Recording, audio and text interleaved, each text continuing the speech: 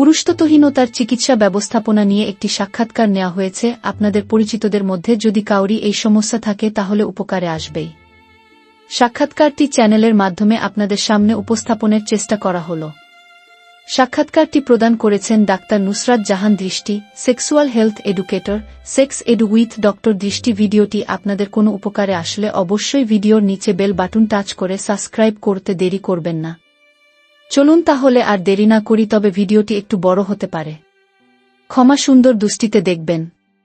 পুরুষের লিঙ্গ উত্থানজনিত সমস্যা একটি স্বাভাবিক শারীরিক ও মানসিক অবস্থা, এটি লজ্জার কিছু নয়।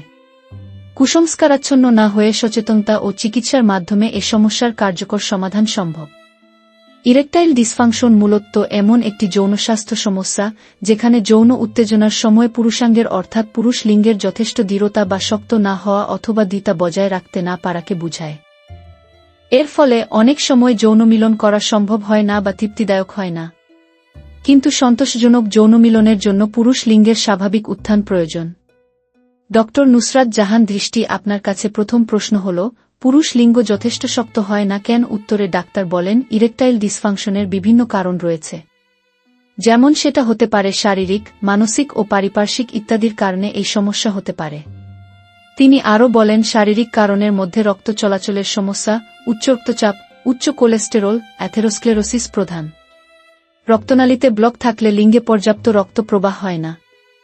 ডায়াবেটিস মেলাইটাসে স্নায়ু ও রক্তনালীর ক্ষতি করে, লিঙ্গে দৃঢ়তা আনতে সমস্যা করে। হরমোনাল সমস্যায় হরমোন কমে গেলে যৌন ইচ্ছা ও শক্তি কমে যায়। দীর্ঘমেয়াদী কিডনি বা লিভারের রোগ, মূত্রনালীর বা প্রোস্টেটের অস্ত্রোপচার, নিউরোলজিক্যাল সমস্যা, স্নায়বিক রোগ, স্ট্রোক, পার্কিনসন, মাল্টিপল স্ক্লেরোসিস ইত্যাদি রোগেও লিঙ্গ উত্থানজনিত সমস্যা দেখা দিতে পারে। আর মনস্তাত্ত্বিক কারণের মধ্যে অতিরিক্ত চিন্তা, দুশ্চিন্তা, স্ট্রেস, বিষণ্ণতা, ডিপ্রেশন, মানসিক অবসাদ, সম্পর্কগত সমস্যা, পারফরম্যান্স অ্যাংজাইটি, আত্মবিশ্বাসের অভাব ইত্যাদির ফলে লিঙ্গ উত্থানজনিত সমস্যা হতে পারে। আবার জীবনধারাজনিত কারণের মধ্যে ধূমপান, অতিরিক্ত মদ্যপান, মাদকদ্রব্য গ্রহণ, অতিরিক্ত মোটা হওয়া, ঘুমের অভাব ইত্যাদি রক্তনালীর ক্ষতি করে, ফলে রক্ত প্রবাহ বাধাগ্রস্ত হয়। ধূমপান ও মদ্যপান রক্তনালী সংকুচিত করে যৌন ক্ষমতা কমায়। এছাড়া বিভিন্ন ওষুধের পার্শ্বপ্রতিক্রিয়ার জন্য এমনটা হতে পারে। দ্বিতীয় প্রশ্ন হল, তাহলে কি কি পরীক্ষা করা উচিত? উত্তরে তিনি বলেন, যদি কেউ লিঙ্গ উত্থানজনিত সমস্যায় ভুগে থাকে তাহলে কিছু স্বাস্থ্যগত পরীক্ষার প্রয়োজন রয়েছে। রক্তের বিভিন্ন উপাদানের পরীক্ষা, আল্ট্রাসাউন্ড, লিঙ্গে রক্তপ্রবাহ মূল্যায়ন, ইরেকশন টেস্ট ইত্যাদি করা প্রয়োজন। তৃতীয় প্রশ্ন ছিল, সেক্ষেত্রে চিকিৎসা পদ্ধতি কি হতে পারে? উত্তরে ডাক্তার দৃষ্টি বলেন, চিকিৎসা পদ্ধতির মধ্যে গুরুত্বপূর্ণ হল লাইফস্টাইল মডিফিকেশন বা জীবনযাত্রার মান উন্নয়নের জন্য পরিবর্তন। এক্ষেত্রে ধূমপান ও মাদক ত্যাগ, ওজন কমানো, নিয়মিত ব্যায়াম, মানসিক চাপ নিয়ন্ত্রণ, পর্যাপ্ত পরিমাণ ঘুম গুরুত্বপূর্ণ।